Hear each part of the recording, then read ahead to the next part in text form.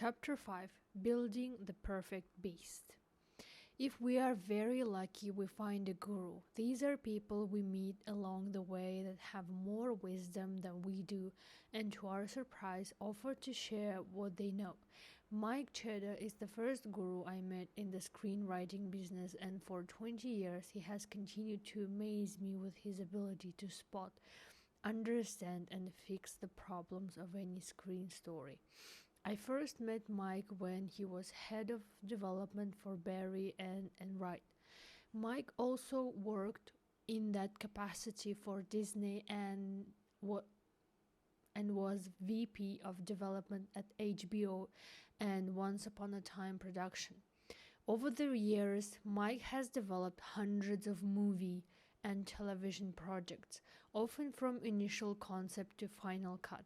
He has not only been an executive for these and other companies, but is himself a writer, something more development execs should try, whose chill factor starred Cuba Gooding Jr. and the Dash Rip-Rock named Skid Ulrich. No matter what incarnation Mike Cheddar appears under, executive, writer, or producer, wherever he goes, his magic story touch is the stuff of legend. Of the many scalps on his belt, Mike is the guy credited with cracking the story for the Patrick Swayze movie, Next of Kin. Though it was a spec script purchase in the $1 million range, Next of Kin had problems that needed tweaking before it could get a green light, and it was Mike who solved them. Mike even showed me the place where the event occurred. One day, if we were taking a time out from a story we were writing to break, bowed by despair and self-loathing over not knowing how. While walking through Century City, Mike stopped at the hollowed piece of sidewalk. "It was here," he said, Jacob Bronowski-like, during a similarly meditative walk when his brain was filled with all the wrong ways to fix Next of Kin, that he'd come up with the right way. It just hit me, cowboys and Indians. And indeed, when he presented this simple construct to the producers of Next of Kin, that's exactly what guided the rewrite. In the course of his career, Mike has had many such moments.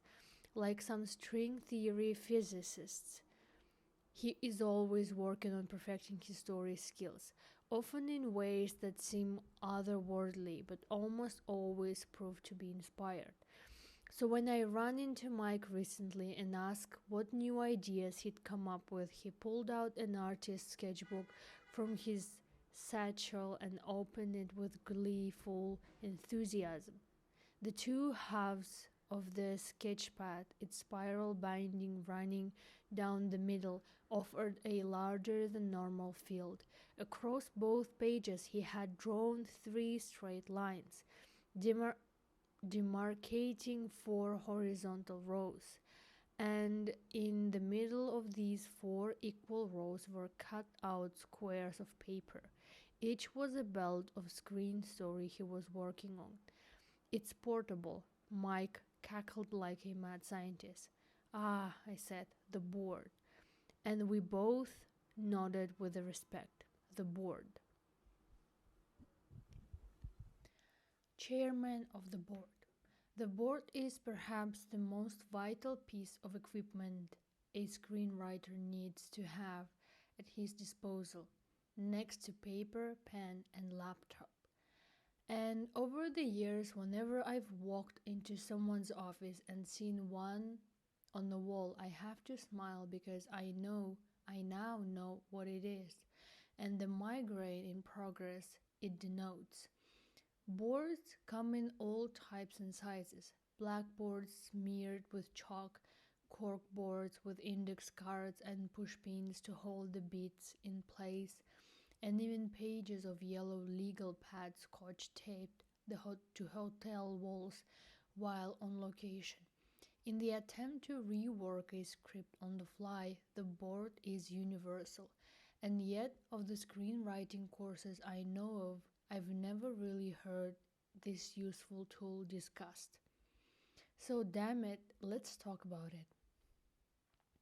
I saw my first one on Mike Chedda's office wall at Barry and Wright 20 years ago. Naive that I was, though I'd already been paid actual money to write a few screenplays. I'd never seen the board, nor could I imagine what it would possibly be used for. Didn't you simply sit down and start and let the scenes fall where they may? Didn't you just let the rip? That's what I always did. But thanks to the chairman of the board, Mike Chedda, I learned not only the vital importance of planning a script by using the board, but how to use it to supercharge my results. Since that time, I have employed it often. In my case, I use a big cork board that I can hang on the wall and stare at it. I like to get a pack of index cards and a box of push pins and stick up my bits on the board and move them around at will. I have many decks of these index cards rubber banded and filled my project of scripts written and yet to be. And all I need to do to revisit any of these scripts is take out the back, deal them up on the board, take a look to know where I left off, and figure out if I need to call Mike. The board is a way for you to see your movie before you start writing. It's a way to easily test different scenes, story arcs, ideas, bits of dialogue, and story rhythms, and decide whether they work or if they just plain suck. And though it's not really writing, and though your perfect plan may be totally abandoned in the white heat of actually executing your screenplay, it's on the board where you can work out the kinks of the story before you start. It is your way to visualize a well-plotted movie, the one tool I know of that can help you build the perfect beast. But here are the most beneficial things about the board. It's tactile and it wastes a lot of time. The exercise of working the board uses things other than your fingers on a keyboard. Pens, index cards, push pins, all things you can touch and see and play with at will. And did I mention how much time you can waste doing all this? You can spend a whole afternoon at Staples picking out just the right sized board. You can spend the next morning figuring out where it goes on your wall. You can even go mobile with the index cards. You can pop that deck in your pocket, head out to Starbucks, take the rubber band off, and sit there and shuffle your cards for hours, laying out sequences, set pieces, and whammies. It's great. And the best part is, while you're doing all this seemingly ridiculous, time wasting work, your story is seeping into your subconscious in a whole other way. Have a great piece of dialogue.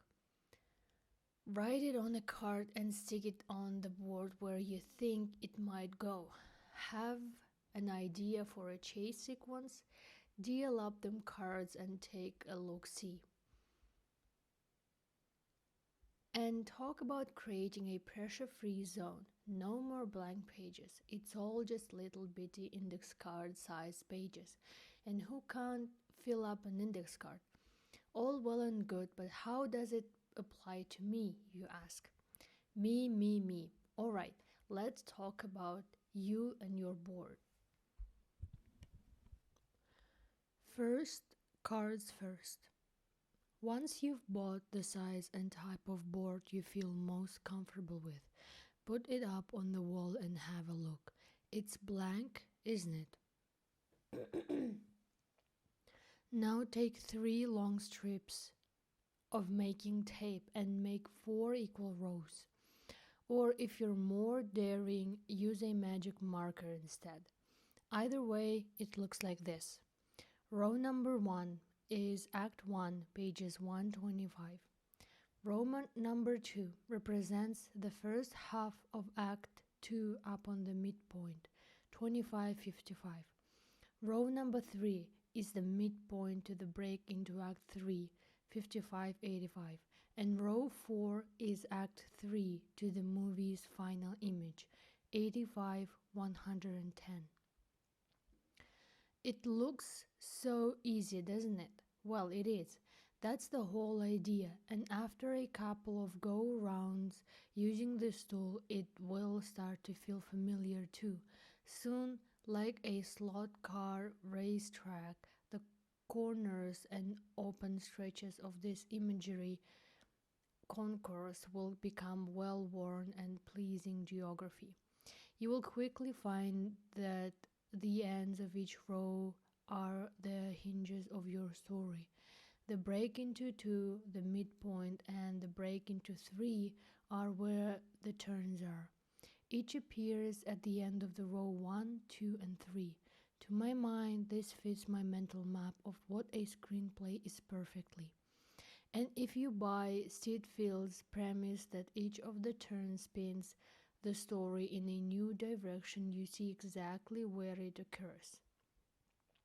Now in my hot little hand, I also have a crisp, clean, brand new pack of index cards.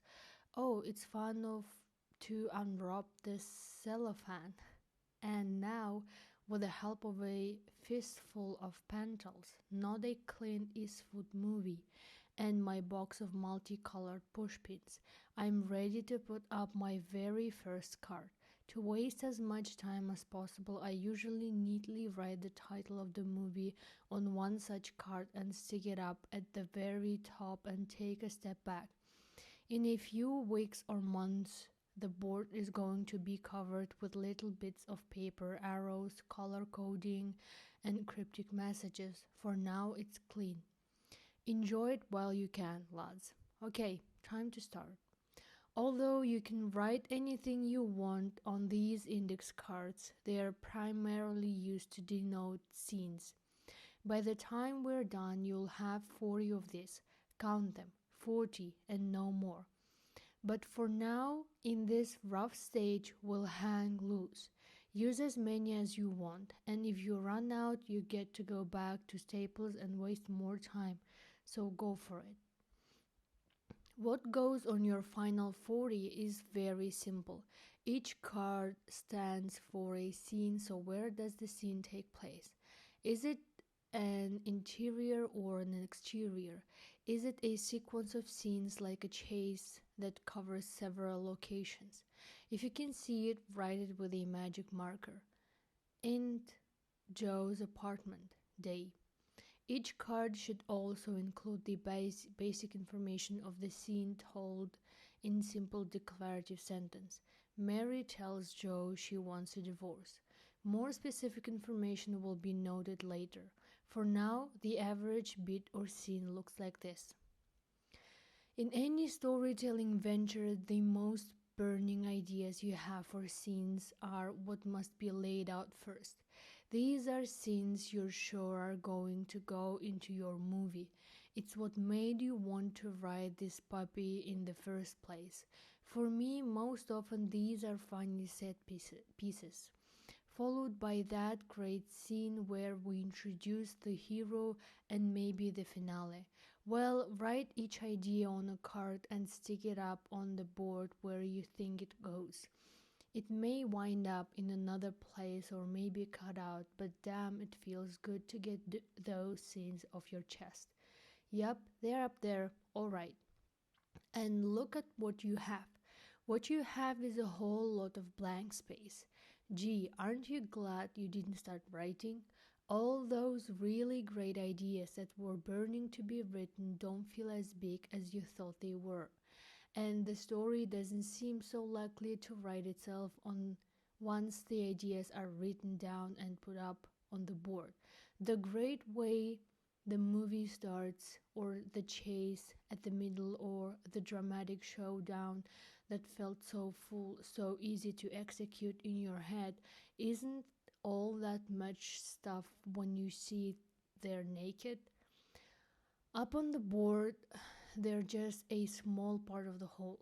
But if you want to see these wonderful scenes come to life and have a reason to leave, work must be done. Now the hard part begins. The major turns. The next card you really must nail in there are the hinge points of the story: midpoint, Act 2 break, Act 1 break. Since you have the advantage of the BS2, you know how vital these are. And even though you may come at it a whole other way, I always try to figure out the major turns first. I start with a midpoint as discussed in the previous chapter. It's an up or down. Either your hero or heroes reach a dizzyingly false victory at page 55 or an equally false and dizzying defeat. In most cases, nailing the midpoint will help guide you, and it's the one decision you must make before you can go on. Most people can nail the break into Act 2. The setup you've got and the adventure, or at least the beginning of it, is the movie in your head. But where does it go from there? The midpoint tells you, and that's why figuring it out is so important. With the midpoint nailed, the all is lost is not too hard to figure out.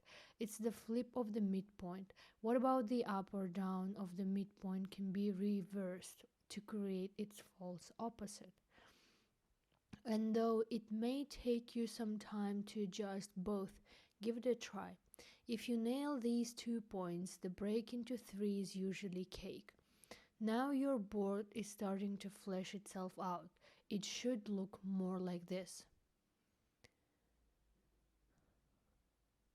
Opening set piece, page 1. Overloaded acts and black holes.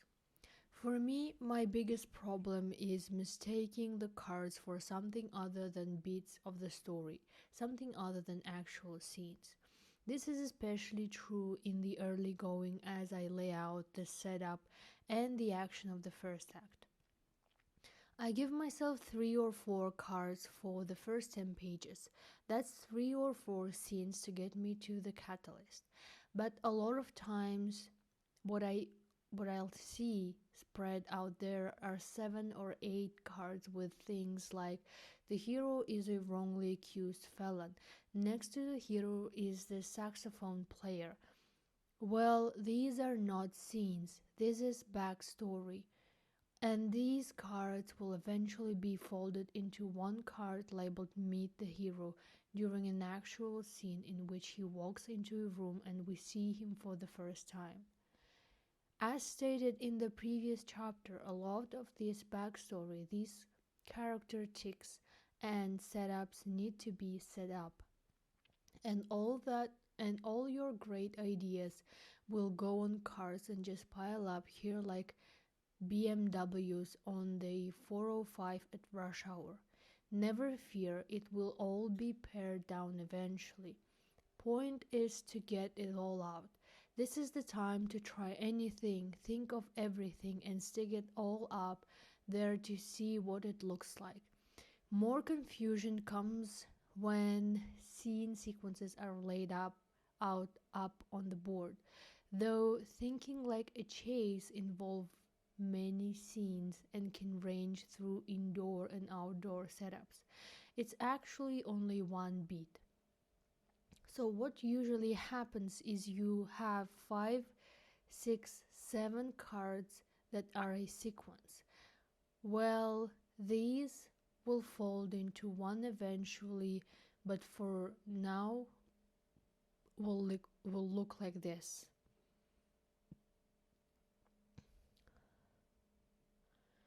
Fun and games set pieces are set in the second row on the right side.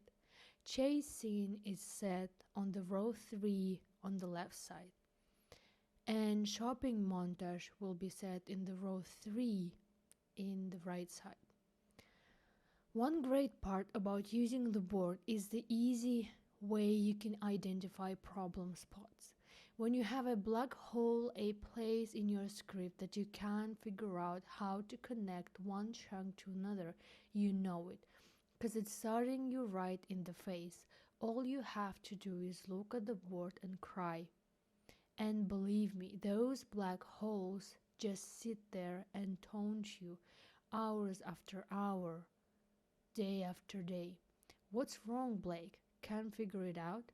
Got a little story problem? But at least you know where it is and what has to be done to fill in the black spots. You've got 9 to 10 cards per row that you need to fill, and you have to figure it out. The Eternally Light Act 3. The funny part about laying out these cards is in the early going you almost always have a Light Act 3. It's usually 2 cards, one labeled The Hero Figures Out What to Do Now and the other labeled The Showdown. Kills me every time I see it, and you always keep putting off fixing this, not to fear. Eventually these two will give way. Your mind will flood with ideas and Act 3 will begin to fill up. If not, then go back to Act 1 and look at all your setups and the 6 things that need fixing. Are these paid off in Act 3?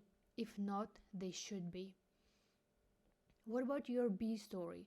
Whether it's this true love story or the thematic center of the movie, this must be paid off too. In fact, the more you think about trying up all the loose ends, the C, D, and E stories, recurring images, themes, etc., the more you realize all the screenplay bookkeeping that has to be accounted for in Act 3. Where else can it be done? What, you gonna pass out pamphlets at the movie theater? And what about the bad guys? Did you off all the lieutenants on your way to killing the uber villain? Did all of the heroes, detractors, get their comeuppance? Has the world been changed by the hero's actions? Soon you will find your Act 3 crowded with cards and ideas to fill up the final scenes. 9 or 10 cards will be required to do this, guaranteed. Color coding. Now here's a really cool thing, and it wastes a lot of time, but it's also important. How each character's story unfolds and crosses with other needs to be seen to be successfully worked out. This is where your pencils come in. Color code each story. See what Meg's story card look like written in green ink, and Tom's story cards are like written in red. And when you put them up on the board, you can see at a glance how the stories are woven together, or if they need to be reworked. This is one instance where you will not know how you lived before you used the board, and seeing these beats up there makes you realize what a potential nightmare it would be to try to figure out this all out while writing. Screenplays are structure, precisely made Swiss clock of emotion, and seeing your different colored stories woven together here makes you realize how vital this planning can be, but color coding can be used for other things too. Story points that follow an enhanced theme and repeating imagery can be color coded.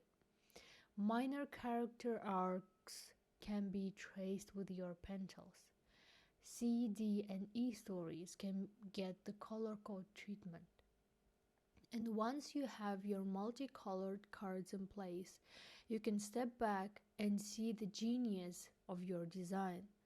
All this is intended, of course, to ultimately save you time. What could be worse than being in the middle of actually writing your screenplay and dealing with these placement questions?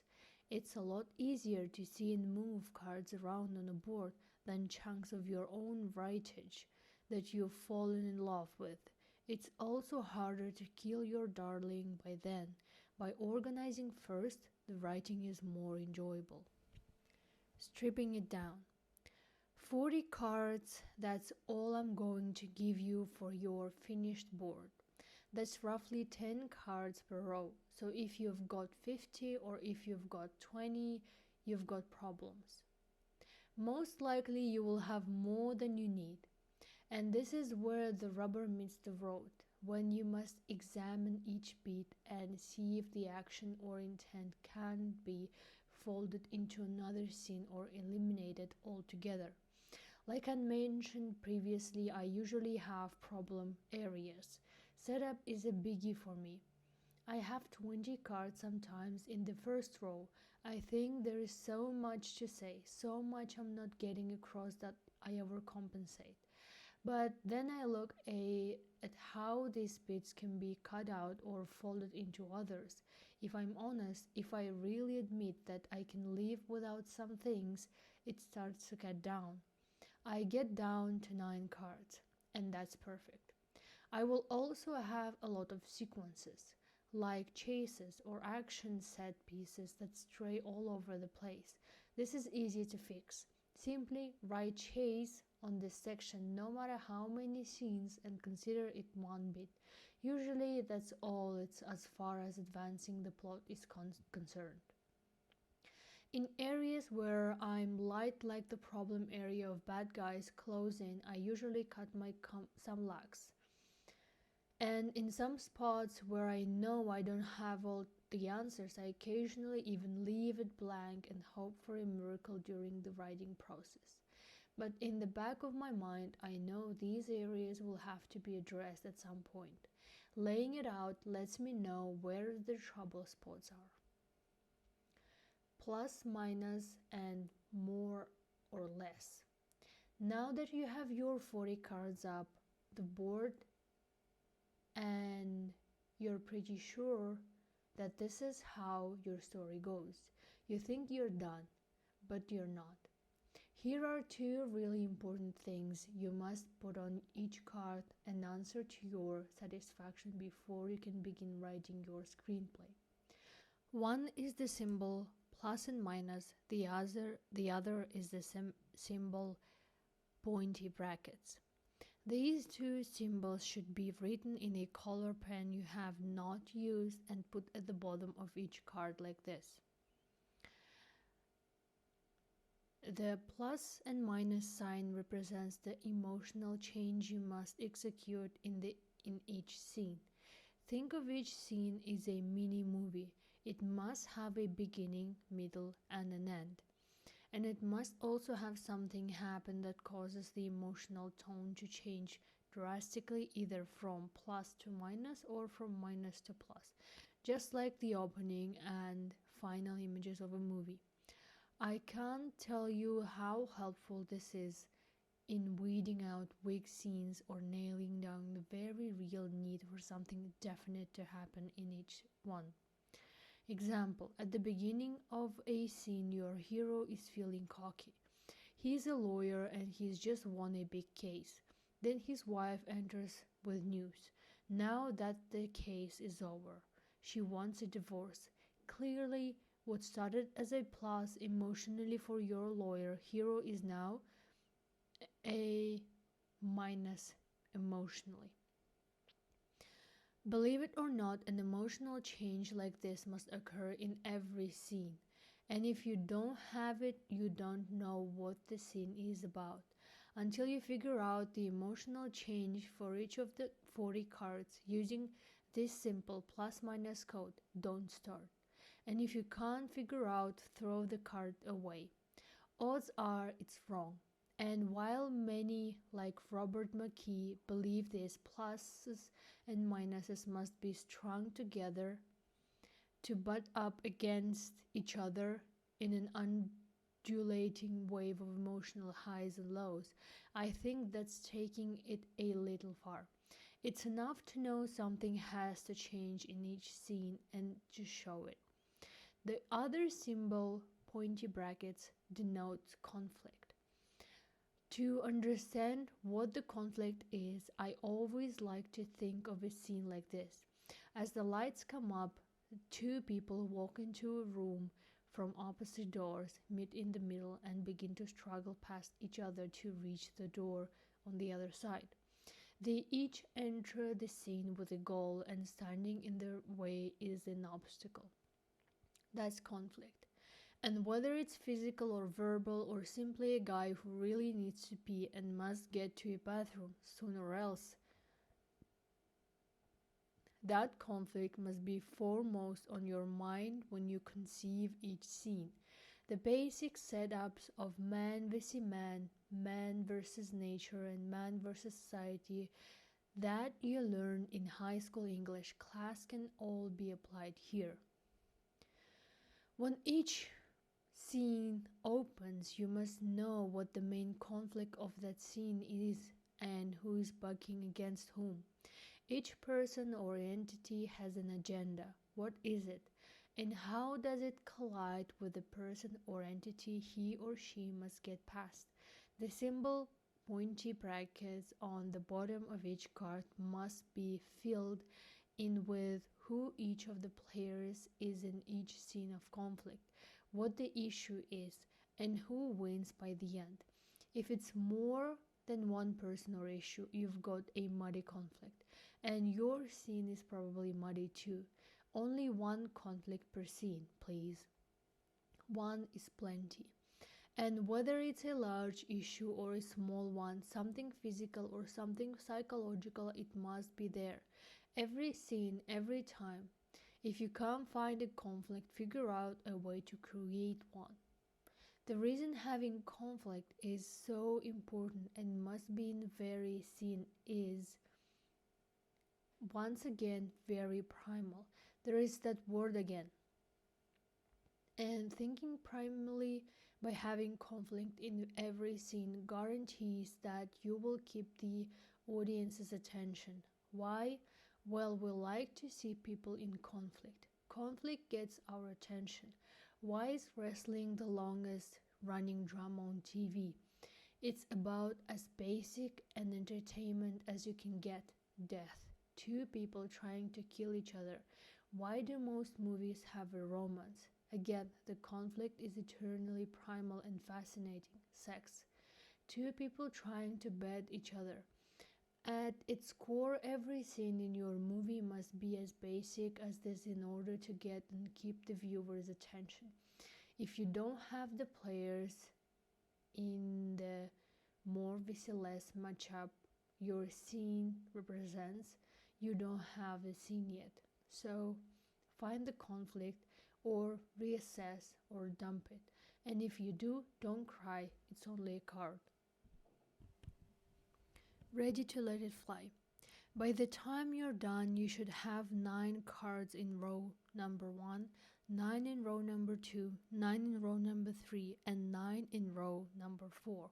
Wait, that's only 36 cards. Well, I'm giving you 4 extra for those scenes I know you can't live out. You can't live without. Stick these wherever you like. We don't have to be that precise. But 40 is all that you get or need. You don't get points for having the most perfectly laid out board. And as much fun as it is to play with these cards and fantasize about the ebb and flow of your story, there is a point where you must ask yourself, am I in the board building business, or am I a screenwriter? If your board is too perfect, or if you spend too much time trying to make it so, then you have left the world of preparation and entered the procrastination zone. Well, don't. In fact, I always like to start writing when I'm coming up on the end of finishing the board, just before it gets too perfect. Like a jello mold that's not quite set, you want to start before it hardens. By then, I'm obsessed with push pins and index cards, and I know it's time to stop. To me, always speed is the key. I want to figure out this all out so I can get to the writing. And once I have my 40 bits laid out and my plus and minus and pointy brackets done on each card, I know I've done as much as humanly possible to prepare. And now I'm ready to put away my pushpins and cards and pens and start typing. Suddenly, typing will feel great. The work on the board is important, but it's a trick I play on myself and exercise in storing moments, rhythms, scenes, and scene sequences in my brain. It allows me to play with these elements without commitment to any of them. I must always be willing to throw it all away as I begin the writing process. How many times have I gotten in there and started writing and dumped every preconceived notion of what I had? How many times have I fallen in love with a minor character that has risen to become one of the leads who wasn't even mentioned in the outline of my board? Well, lots is the answer. That's what happens. What the board will do for you is prepare the battlefield, allow you to test your theories, grind in certain notions, and minimize others. Final words on the subject. Truth is when you write fade in. The board means nothing, but I hope the things I've tried to get across to you will still be burning in your brain and will stick with you. These are the necessity of hitting your act break on page 25, hitting the midpoint and all is lost heart, and the need to have conflict in every scene, even if these things are all that you remember as you get lost in your story. You'll be in great shape. These islands in a sea of uncertainty are important to keep in sight as you begin to write. And it's all designed to get you to the end. And blessing of having this handy guide up on the wall of your workroom is if you do not get lost, if you can't figure out what happens next, you can't always go back to the board and get back on track. The worst thing that can happen in screenwriting is to not finish. Half-written screenplays never sell, that's for sure. And working out the board is your best guarantee that this won't happen. Checking in with my secret weapon. Of course, when I'm really stuck, I call Mike Cheddar.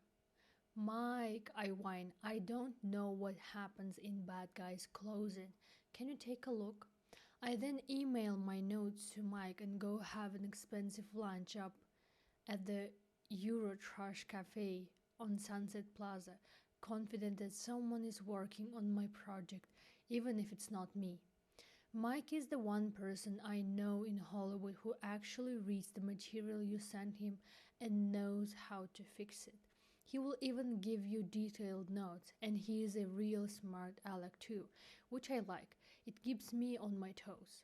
But you know you are in trouble when you come back from your expensive lunch having flirted with the Euro hostess and feeling very good, and you call Mike, and the first thing out of his mouth is, "You're kidding, right?"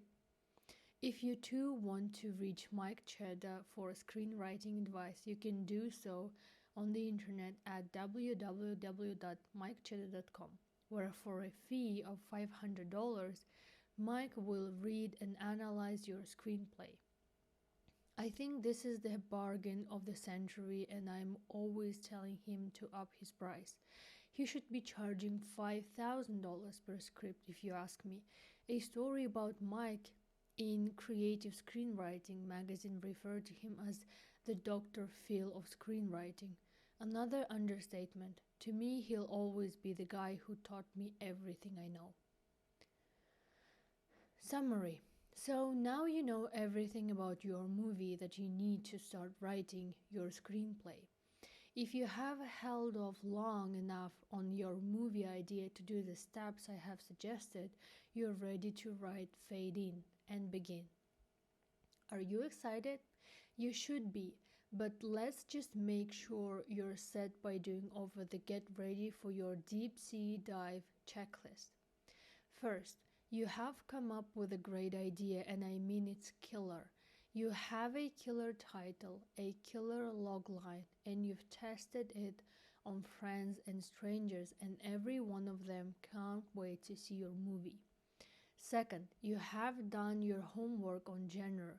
You're figured out you figured out what your movie is most like and screened every relevant Hollywood film in the past 20 years. You know what the filmmakers did right, what they did wrong, and more importantly, how your movie will be a step forward and be the same thing, only different. And you are convinced you have got something new. 3. You have figured out the perfect hero to take this journey.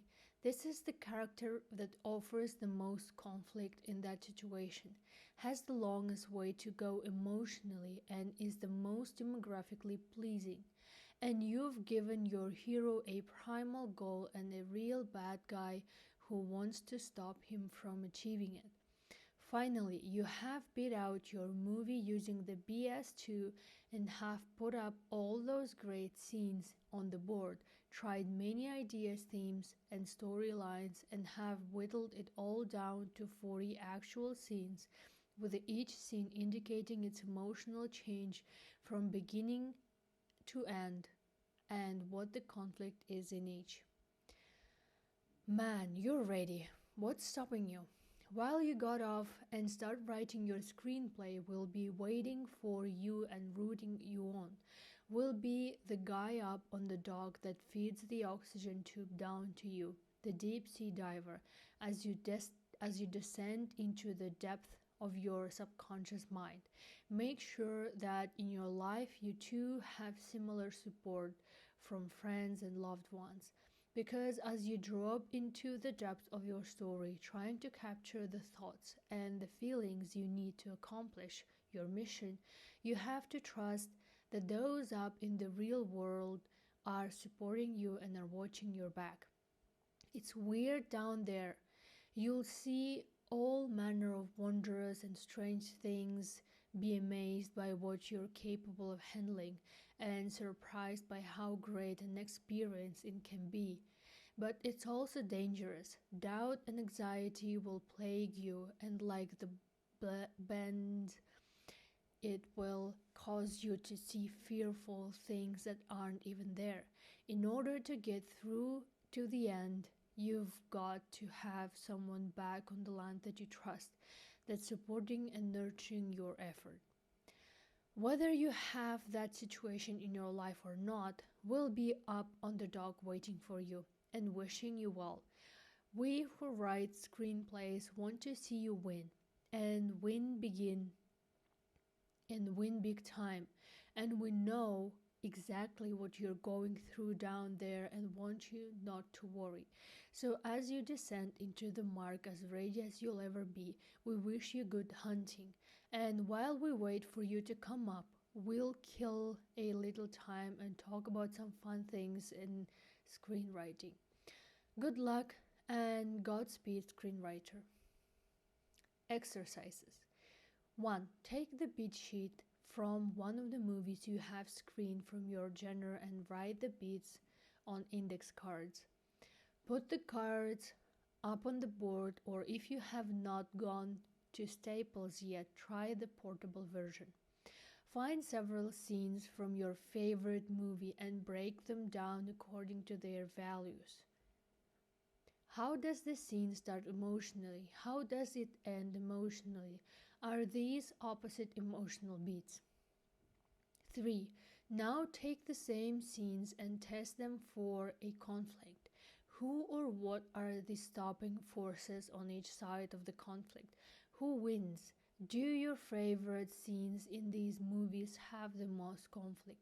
Is bigger conflict better?